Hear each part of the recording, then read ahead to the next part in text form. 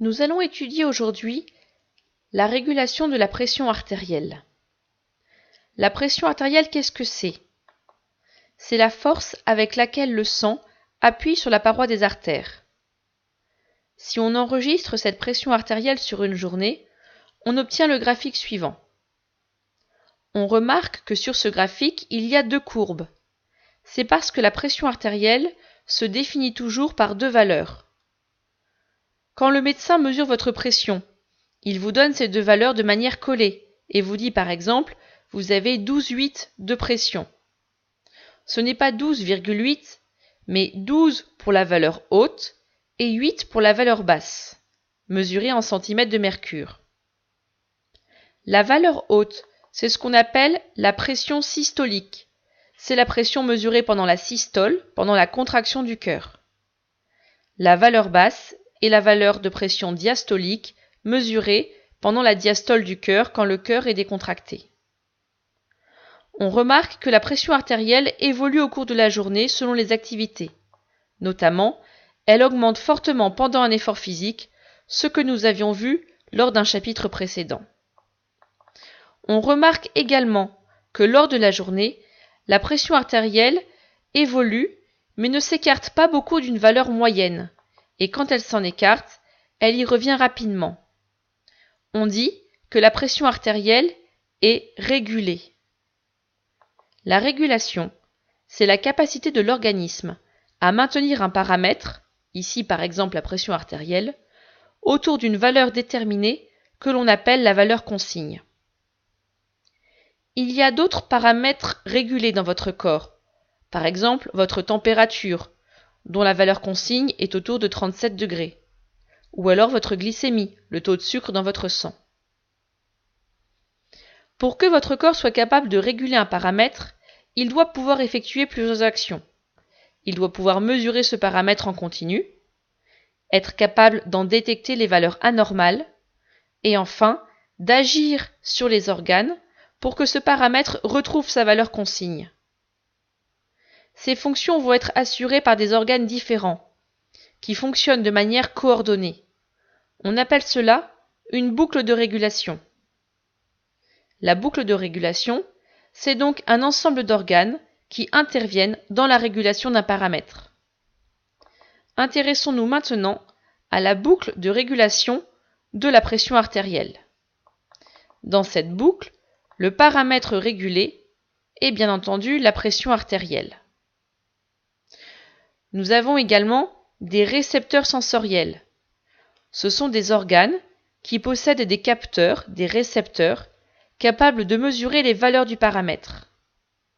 Pour la pression artérielle, il s'agit d'organes appelés barorécepteurs, qui se trouvent dans les sinus carotidiens. Les sinus carotidiens sont des petits renflements des artères carotides. Ces artères qui partent du cœur pour alimenter le cerveau en sang.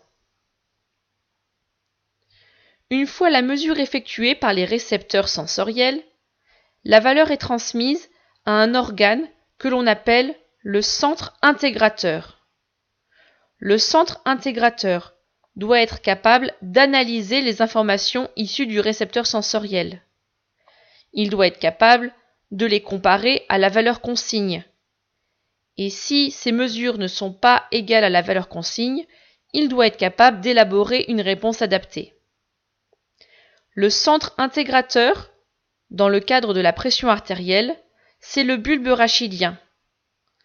Le bulbe rachidien est situé en bas du cerveau, juste au-dessus de la moelle épinière.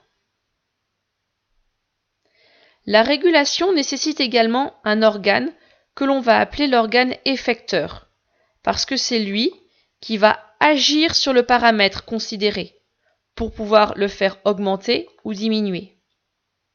Ici, l'organe effecteur, c'est votre cœur.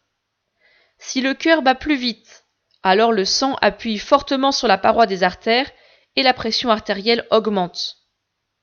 A l'inverse, quand le cœur ralentit, la pression artérielle diminue. Donc l'action du cœur peut faire varier la pression artérielle. Le cœur a bien un effet sur cette pression artérielle, il est l'organe effecteur. Enfin, il est indispensable dans la boucle de régulation que les organes puissent communiquer les uns avec les autres. Il existe dans votre corps deux modes de communication. Le premier, c'est la communication nerveuse. Le message circule le long des nerfs sous forme de signaux électriques. Il existe également une communication hormonale. Il s'agit alors d'une molécule appelée hormone qui circule dans le sang. Dans la boucle de régulation de la pression artérielle, la communication se fait par des nerfs. Il existe deux types de nerfs, les nerfs sensitifs qui partent de l'organe capteur vers le centre intégrateur et des nerfs qu'on appelle des nerfs moteurs qui apportent la réponse élaborée par le centre intégrateur jusqu'à l'organe qui va avoir un effet. Le nerf sensitif de la régulation de la pression artérielle, c'est le nerf de Hering. Et il existe deux nerfs moteurs, le nerf sympathique, qui va permettre d'accélérer le cœur, on l'appelle cardio-accélérateur, et le nerf parasympathique, dont le rôle va être de faire ralentir le cœur, on l'appelle un nerf cardio-modérateur. Regardons maintenant comment fonctionne cette boucle de régulation. Donc nous retrouvons les récepteurs sensoriels, ici les barorécepteurs des sinus carotidiens, le centre intégrateur, notre bulbe rachidien, et notre cœur qui est l'organe effecteur. Voyons ce qui se passe si la pression artérielle mesurée est trop forte. Dans ce cas, les barorécepteurs vont enregistrer cette valeur trop forte. Le nerf de Hering va transmettre l'information jusqu'au bulbe rachidien. Ce dernier va élaborer une réponse en activant le nerf parasympathique et en inhibant le nerf sympathique. Cela va avoir pour effet de faire diminuer la fréquence cardiaque. Le cœur va alors battre moins vite. Si le cœur bat moins vite, la pression artérielle va diminuer et, d'une valeur trop forte, elle va retrouver une valeur normale. Voyons maintenant ce qui se passe si la pression artérielle mesurée était trop faible. Cette valeur va être mesurée de nouveau par les barorécepteurs des sinus carotidiens. Elle va être transmise par le nerf de Hering jusqu'au bulbe rachidien. Le bulbe rachidien va élaborer la réponse appropriée, c'est-à-dire qu'il va inhiber le nerf parasympathique et activer le nerf sympathique.